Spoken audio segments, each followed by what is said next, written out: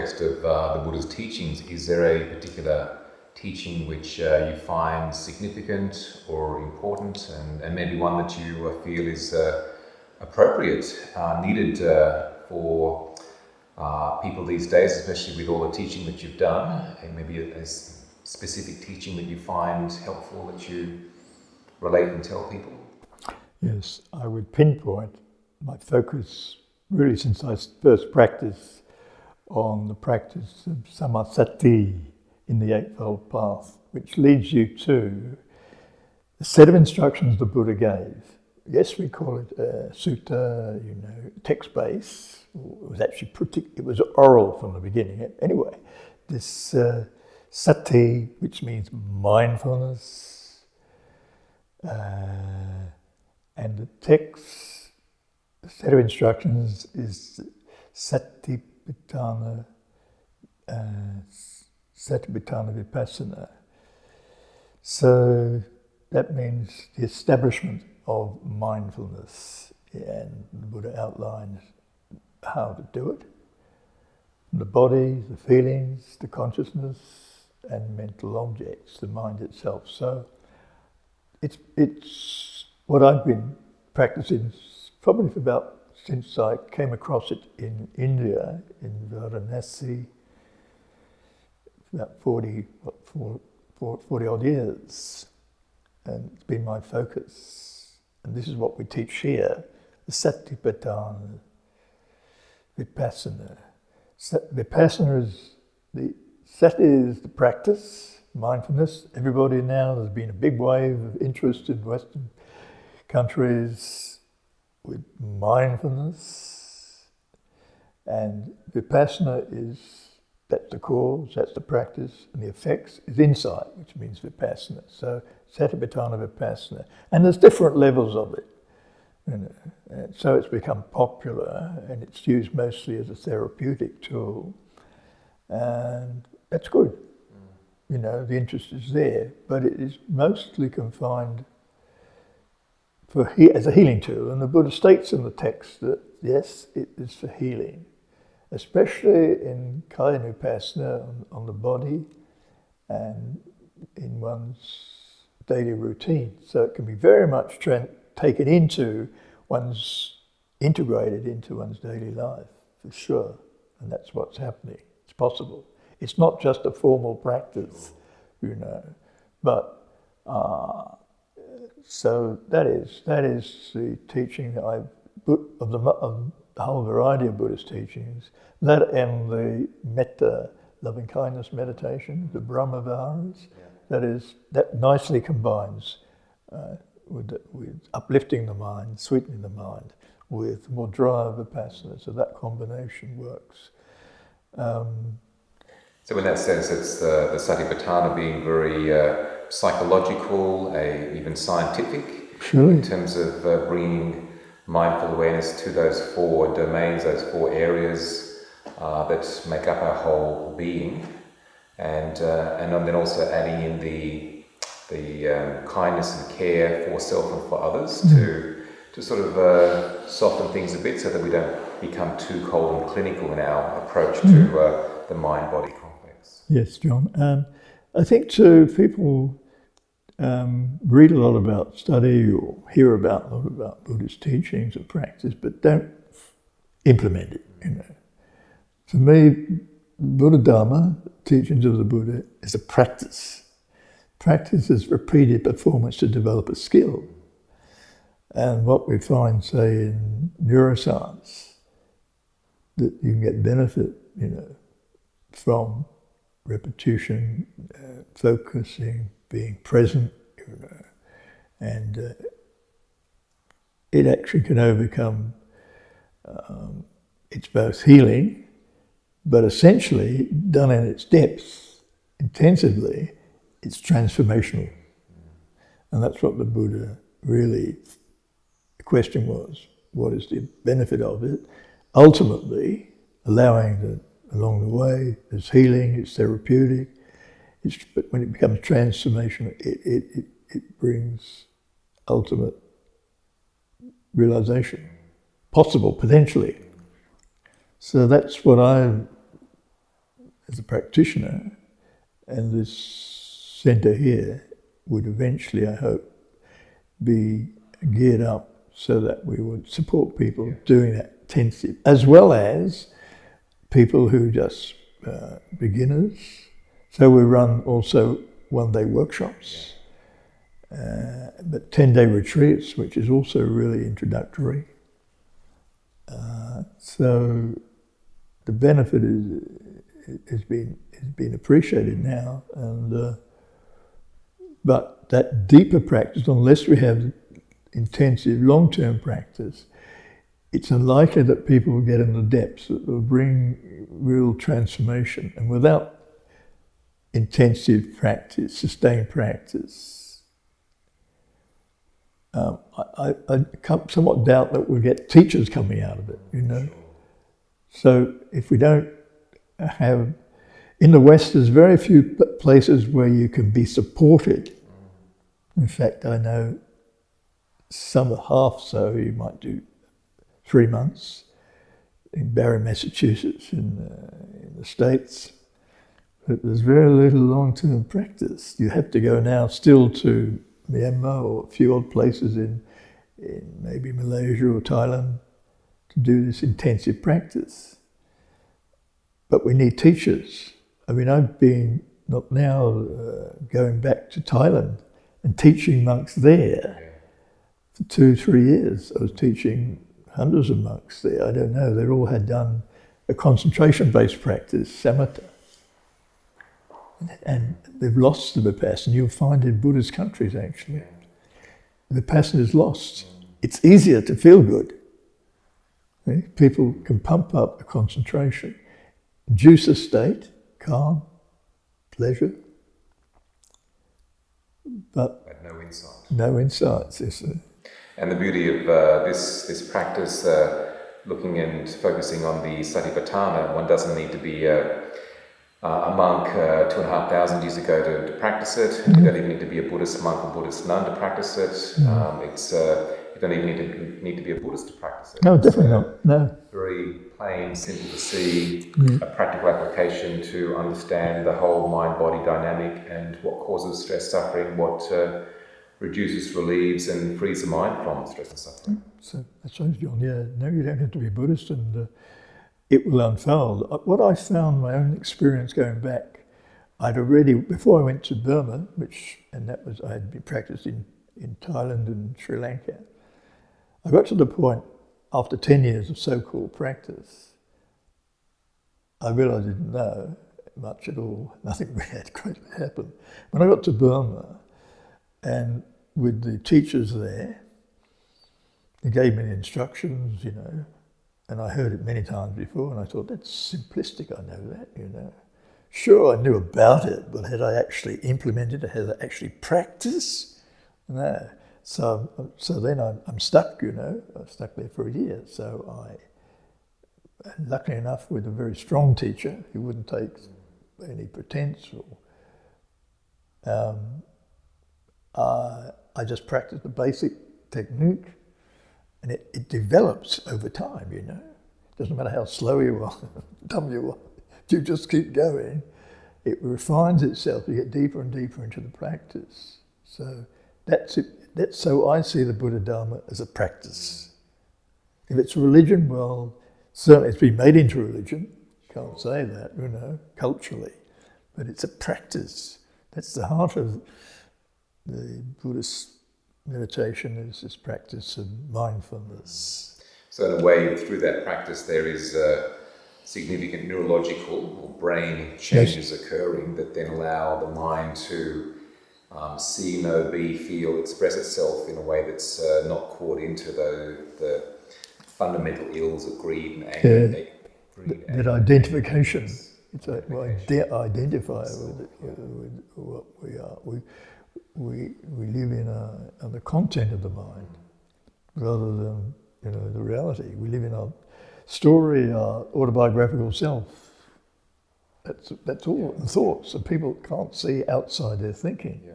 It's all there, all the mental constructs, and that's it. That's the reality, is it?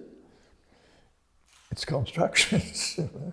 So it's very difficult unless But you need a guide. That's a difficult thing, and I'm most grateful for my teachers in Myanmar who I could work off with and guide. So do you feel there's a particular set of ingredients that are needed for, say, awakening? Like you obviously a place, a situation like Bodhi Tree Monastery, and then a support system to support the practice, having a practice, making it a practice, but as you're saying, a guide, a teacher. Teacher, that is critical. Somebody who's had travel experience, not a book person, not a scholar who's got all the knowledge about, but somebody who's actually experienced. In fact, those Burmese masters are the ones I'm involved with, are the equivalent of a Master of Divinity. They went through the academic side of it. But even the teacher said to me, "You just forget about all that, just do it, you know." And that was a lesson. You just, however basic it is, how simplistic it seems, you just do it. And it's because the Buddhist term for this practice is not meditation. In Pali, in the early Buddhism, it was called bhavana, a Pali term which means to develop some quality. So vipassana bhavana, metta bhavana, see? So it's developmental. And unless you put the time and effort, sustained effort into it, you will not get into the depths of the practice. It just doesn't happen. I mean, the rare person who just picks it up like that, no, it slowly unfolds through your sustained effort, focus there with a guide. Yeah. Without that, I mean, I wandered around for 10 years, went to a lot of teachers, different places.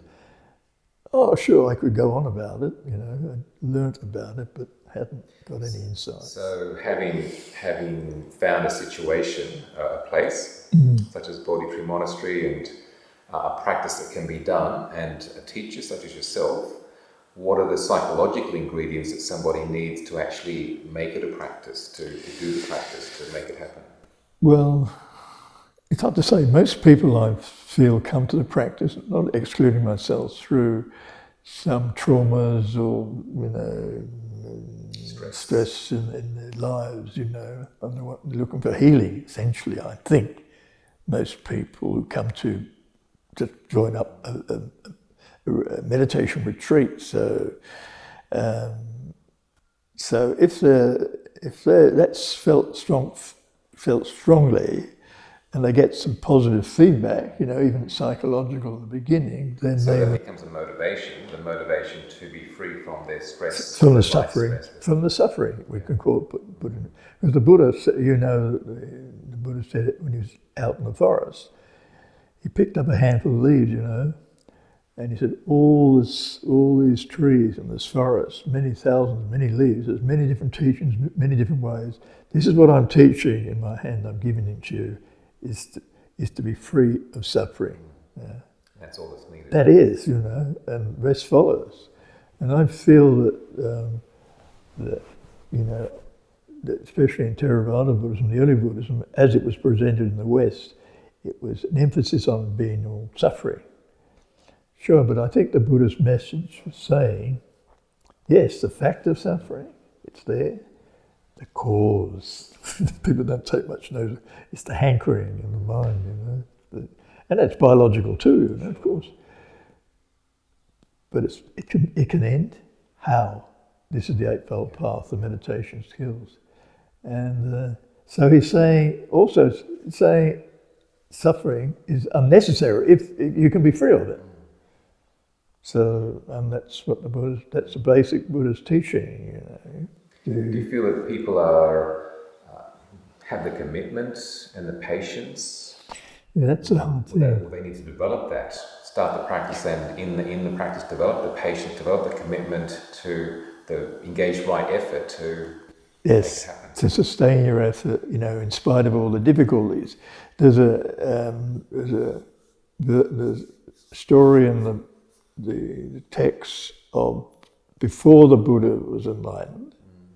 As he was an ascetic monk, and he would go, as they still do in India, and as Buddhist monks still do today in Buddhist countries, go for alms around. So they carry this bowl, an alms bowl, And he was washing his bowl in the Naranja River next to Gaia, where he eventually tried for his final breakthrough, the enlightenment. And as he was washing the bowl, the story goes that the bowl slipped out of his hand and went against the current upstream. So the story suggests, well, it was a miracle and sign of him being enlightened. But you could read it also as a metaphor that this practice is going against the current, right? And you're going to create white water. That's why it's not easy. It's not an easy path. But if you do concentration practice, you induce a state, you feel good. And that's what people are after. Yeah. But it's not transformational. Yeah. So it requires a lot of application and support. You need support. I think that's what I felt hugely grateful. I don't just lock myself into the Burmese tradition, but I would say it was available there for an outside to go in and practice, and it's still there. People have got very deep practice. There's masters still there, and they will. That's what they're there for, to guide you along.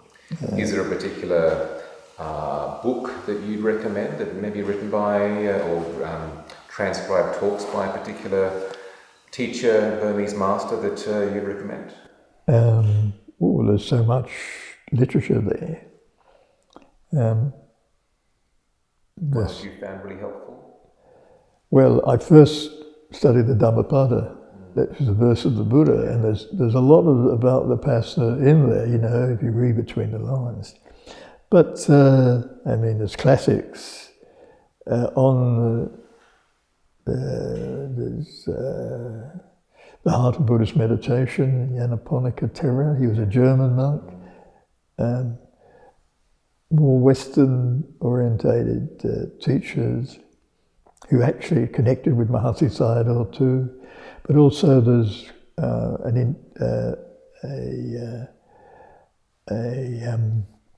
a book called Satipatthana Vipassana, The Direct Path to Realization by Analayo Bhikkhu. He's a German monk, and that's a modern translation of it was actually his PhD thesis, you know that? Yeah. And it gives, I was hoping to use it here as a teaching text, have a study group, because that'd be directly. It's not just one person's take on the Satipatthana practice, it's all the modern teachers and what they're in. And there's a lot of, so that would be another one, the heart of Buddhist meditation, the Nyanaponika Thera, and Satipatthana Vipassana, Direct Path to Realization, Analayo Bhikkhu. But of course there's lots on the web. Sure. But again, it's not the doing, is it? You can fill you need a map, but if you just read the map, that isn't enough. You've got to do the journey. And it's not so pretty, it's not so, nicely set out there, especially if you're going cross country. And this practice is unknown territory of the mind. So you can get lost, you can get deluded, so you certainly need experience, guides and teachers or mentors, which are rare. I personally only found it in Burma, with a handful of teachers there. I've been in Thailand, I've been in Sri Lanka. I think that's what I saw there. In the forest monasteries, it's too diverse. It's too, whereas in the Burmese yurtas, meditation centres, it's just focused on the practice. You don't go and do domestic chores or anything. You just work deeply there, and then report to the teacher. You're not sitting there every second day. You have to make a report. So it keeps you on your toes, and you get the feedback. You get the guidance, you get the correction, need be, And they've been through it, they don't have many teachers, so it's not any Joe Blow can be a teacher, because they've studied a bit, they've done the practice. Any last words of wisdom you'd like to share with us? And then for those that maybe get a chance to see this video in terms of Buddhist practice, meditation, finding their way to meditation, and what to watch out for, and so that they don't get distracted into a maybe wrong meditation, the wrong path of meditation. Yes, yeah, because there's so much now in the spiritual supermarket. Well, and especially with mindfulness. With mindfulness, everybody's doing mindfulness. I don't think that they understand what they're doing, even what the term means. You know, full attention, presence. Maintaining presence of mind is, it's become a... mindfulness. So, I mean, I'm personally just a practitioner. I don't have any pretension other than I've been a practitioner for the last 40 years or so. And I think you practice, you know, you need a guide, you need a teacher. There's no way you can pick up from literature and texts. They're just maps, you know, but you've actually got to practice. And a teacher that's been teaching for a long time, practicing for a long time. Because again, there's people go and do a weekend workshop in mindfulness, especially psychologists. I'm a psychologist myself.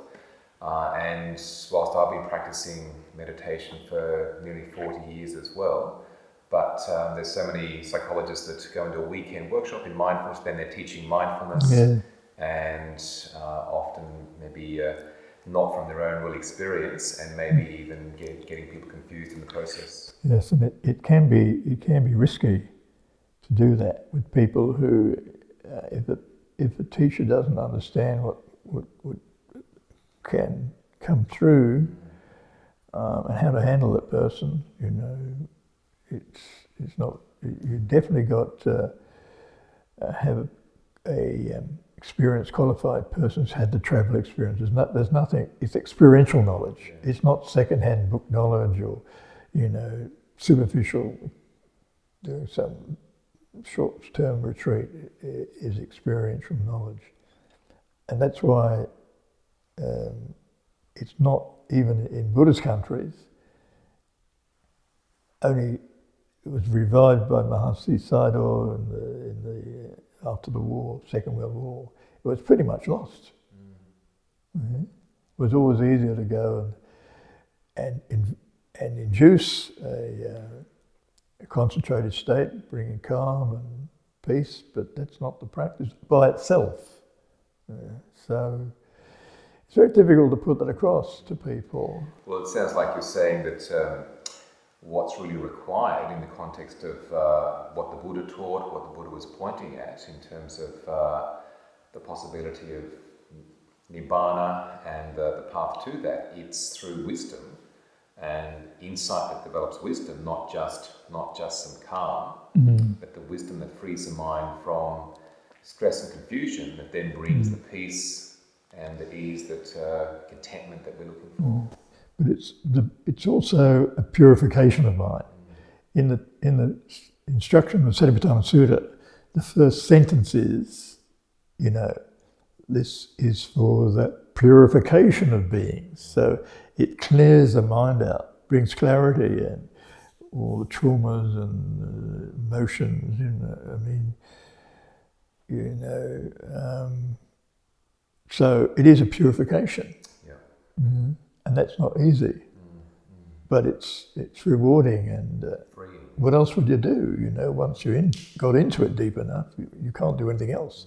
Even we know, people think, well, the Buddha got enlightened and that was the end of him. You know, he's ended up as a golden statue, but actually he practiced for the rest of his life. You know, his 40-year teaching career, more than 40 years. So the Buddha still is recorded to have doing sitting and walking meditation, you know, never stopped, you know. There's more subtleties and benefits you can get out as you practice. You can't ever say, you know, I've got it and that's it, you know, got a halo or something. There's nothing going to show like that. You just, and this is why it's beneficial here for me, especially being in a situation I've been organising and, you know, challenging. I'm not sitting in you know, in a monastery or a temple somewhere, you know, on a high seat, you know, looking holy. It's hands-on. Practice. It's all practice. That's why the Buddha emphasized that mindfulness, sati, is useful everywhere. I don't know where that quote comes from, but apparently it's attributed to the Buddha. It is useful everywhere, you know, whatever you're doing. So it's very much can be integrated into daily life. You have an advantage if you've done formal training, surely, but you know, there's many instances of lay people, housewives, committed people who got enlightened because doing the ordinary routine. If they've been on, you know, put on the right track by somebody. So there you go. It's all possible. But as I say, Bodhi Tree Forest Monastery, we want to have long-term intensive practice with qualified teachers. That's my vision, if you like. Wonderful. Yeah.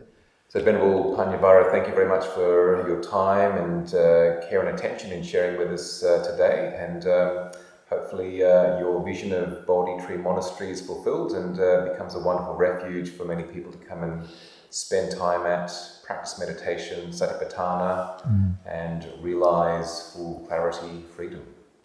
So yes, thank you, John. And what I say, Bodhi Tree Forest Monastery, the Vipassana Retreat Centre is open to all, and you're very welcome to come and try, see, but also try the practice.